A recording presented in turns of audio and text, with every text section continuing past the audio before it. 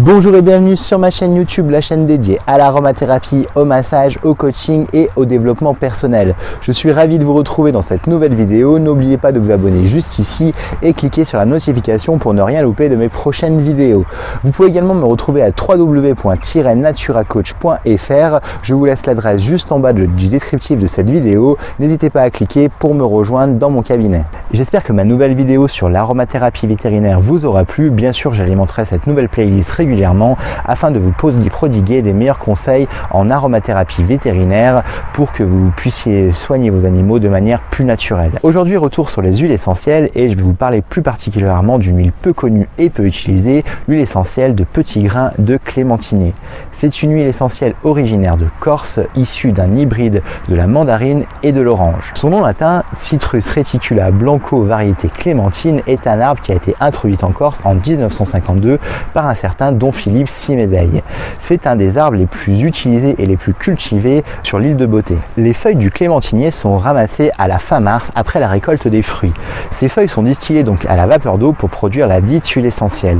Les feuilles sont chargées donc de monoterpènes et de monoterpénol, ce qui va rendre notre huile essentielle efficace contre les spasmes musculaires, les spasmes digestifs, les menstruations douloureuses, mais également les insomnies et le stress en général. C'est une puissante rééquilibrante du système nerveux, plus puissante que le petit grain de bigaradier. C'est une bonne huile également pour traiter les problèmes de peau grasse et de cheveux gras. C'est une très bonne antiseptique atmosphérique à utiliser en diffusion et vous pouvez également l'utiliser contre les chocs émotionnels. Cette huile essentielle n'est pas utilisée pour les femmes enceintes et les enfants de moins de 3 ans. Et bien sûr, je vais vous donner maintenant toutes les recettes à suivre pour utiliser au mieux cette huile essentielle. Contre les crampes musculaires et les spasmes musculaires, n'hésitez pas à utiliser cette huile essentielle avec le lavandin super. L'huile essentielle de lavandin super est un antispasmodique et un anti-inflammatoire au niveau musculaire et en cas de crampe, il est exceptionnel.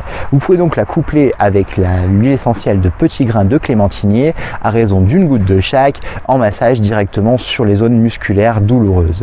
Utilisez cette préparation 3 à 4 fois par jour afin de soulager vos muscles des douleurs et des crampes. Elle est très efficace contre les problèmes dus au stress digestif notamment et aux spasmes intestinaux. Vous pouvez l'utiliser couplé avec du basilic tropical à raison d'une goutte directement en massage. Vous pouvez également utiliser l'huile essentielle de cardamome à raison d'une goutte avec l'huile essentielle de petits grains de clémentine directement en massage après un repas trop lourd ou tout simplement quand l'estomac et l'intestin est un petit peu brassés. Utilisez cette préparation 2 à 3 fois dans la journée afin de libérer les spasmes intestinaux. En cas de spasme un petit peu violent, vous pouvez l'utiliser tous les quarts d'heure jusqu'à disparition des spasmes. Pour vous mesdames, c'est une bonne huile à avoir en cas de douleur menstruelle. Vous pouvez l'utiliser avant et pendant vos règles. C'est une huile essentielle que vous pouvez coupler avec le basilic tropical à raison de 2 gouttes de chaque directement en massage au bas-ventre avec un petit peu d'huile végétale. Utilisez cette préparation 2 à 3 fois par jour avant vos règles et pendant vos règles. Vous pouvez coupler les huiles essentielles avec les plantes médicinales comme la sauge officinale par exemple ou l'armoise commune. Attention, ce sont 2 plantes assez toxiques à utiliser avec parcimonie. Demandez toujours l'avis de votre médecin traitant ou d'un thérapeute en phytothérapie avant d'utiliser ces 2 plantes-là. Vous pouvez l'utiliser en infusion à raison de 1 cuillère à café par tasse. Buvez 2 tasses par jour avant vos règles et pendant vos règles. Ce sont des plantes à utiliser sur 5 à 10 jours maximum car elles peuvent devenir toxiques à la longue. Encore une fois, demandez l'avis de votre thérapeute avant leur utilisation. C'est une bonne huile essentielle désinfectante atmosphérique à utiliser dans un diffuseur électrique. Mettez environ 5 gouttes de petits grains de clémentine et une dizaine d'huiles essentielles de pin sylvestre par exemple ou de Calyptus radiata. Ce sont 2 huiles qui se marient assez bien. Vous pouvez également coupler avec du citron ou de la lavande. Utilisez cette préparation 2 fois par jour pendant environ 15 minutes dans votre diffuseur. Attention, si vous avez des animaux, ne les laissez pas dans la pièce afin de les prémunir d'une éventuelle toxicité des huiles essentielles. Question beauté, vous pouvez également utiliser l'huile essentielle de petits grains de clémentinier pour les peaux grasses. C'est un bon régulateur du sébum que vous pouvez utiliser dans votre crème de jour matin et soir à raison d'une goutte. N'oubliez pas également que contre les peaux grasses, vous pouvez vous laver le visage avec tout simplement de l'eau florale de sauge ou de l'eau florale d'amamélis. Imbibez bien votre coton ou votre tissu lavable et appliquez directement sur le visage le matin et le soir afin de laver votre votre visage et de réguler les peaux grasses. Contre les pellicules et les cheveux gras, vous pouvez utiliser avec le cèdre de l'Atlas, le romarin à verbenone ou l'ilang-ilang. Mélangez 2 gouttes de chaque directement dans votre shampoing, appliquez en friction pendant une dizaine de minutes et rincez bien sûr votre shampoing à l'eau claire. Vous pouvez faire cette préparation 2 à 3 fois par semaine pour limiter les pellicules et les cheveux gras. Mais c'est encore pour son côté anti-stress et anti-angoisse que le petit grain de clémentine est très efficace. C'est une huile que j'aime beaucoup utiliser tout d'abord en olfaction.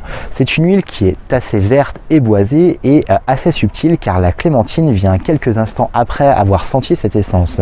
Vous pouvez donc dynamiser votre flacon par 3 fois, l'appliquer directement sur le creux des poignets et respirer longuement tout au long de la journée.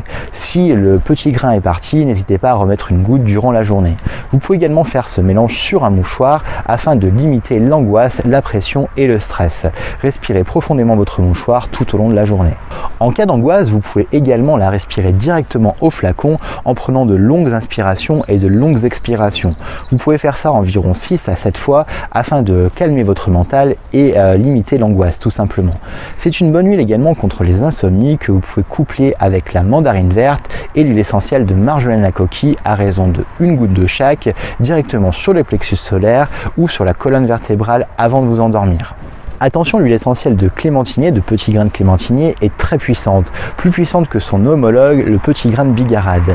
C'est une huile qui est légèrement psychotrope, c'est-à-dire qu'elle va travailler au niveau du cerveau, elle est neurotonique, elle va vous donner donc de l'élan et du boost contre le ras-le-bol par exemple. N'hésitez pas à utiliser également en cas de choc émotionnel avec 1 goutte de camomille romaine directement sur le plexus solaire dans un petit peu d'huile végétale. Utilisez cette préparation 3 à 4 fois par jour pour limiter les chocs et tout simplement retrouver une sérénité et poser le mental tout simplement. Vous pouvez également l'utiliser en olfaction contre les pensées un petit peu obsessionnelles. Vous pouvez donc la respirer directement au flacon ou bien sûr sur le creux des poignets ou sur un mouchoir comme je viens de vous l'expliquer auparavant. J'espère que cette vidéo vous a plu et bien sûr je vous laisse la partager au plus grand nombre. Je vous laisse également me poster un commentaire et un like. N'oubliez pas de me rejoindre sur mon site internet, je vous donne l'adresse juste en bas dans le descriptif de cette vidéo. Et si vous êtes désireux d'en apprendre plus sur les huiles essentielles et les plantes médicinales, je vous donne également l'adresse d'Hippocratus Formation, une formation en ligne de haute qualité. Vous pouvez y aller les yeux fermés et bien sûr n'hésitez pas à cliquer sur le lien pour vous rendre sur leur site. Je vous donne également l'adresse juste en bas dans le descriptif de cette vidéo. Et bien sûr je vous dis à bientôt.